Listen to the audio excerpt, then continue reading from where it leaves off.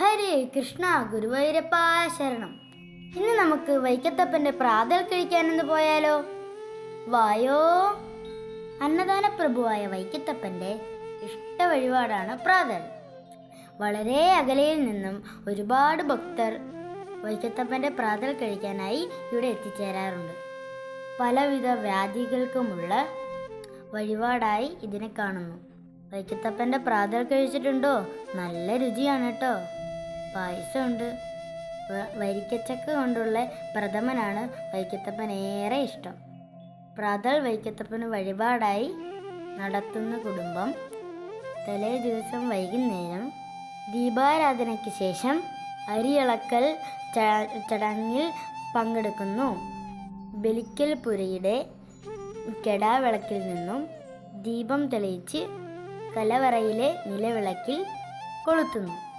എല്ലാ ദിവസവും 7:30 വെളുപ്പിനെ കുളിച്ചു തൊഴുത് മുട്ടസ് തിരുമേനി അടുപ്പിൽ നിന്നും ചട്ടുകത്തിൽ തീക്കനലെടുത്ത് വൈക്കത്തപ്പനെ പ്രാർത്ഥിച്ചതിന് ശേഷം അടുപ്പിൽ തീ കൊളുത്തുന്നു.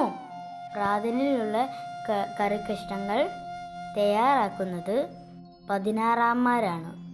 അതിനർത്ഥം 16 നായർ കുടുംബങ്ങളാണ്. ചെറിയ അടുക്കളയിൽ കറികൾ തയ്യാറാക്കുന്നത് തമിഴ് ബ്രാഹ്മണരാണ്. ബ്രാഹ്മണർക്ക് സമൂഹമഠത്തിലും ഭക്തജനങ്ങൾക്ക് ഊട്ടുപുരയിലുമാണ് അന്നദാനം നടത്തിവരുന്നത്.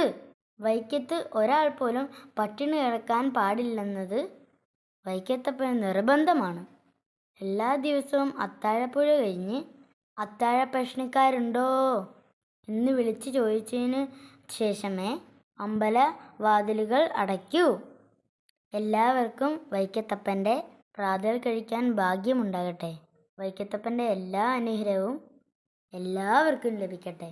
ഓം നമഃ ശിവായ. ഹരി ഓം.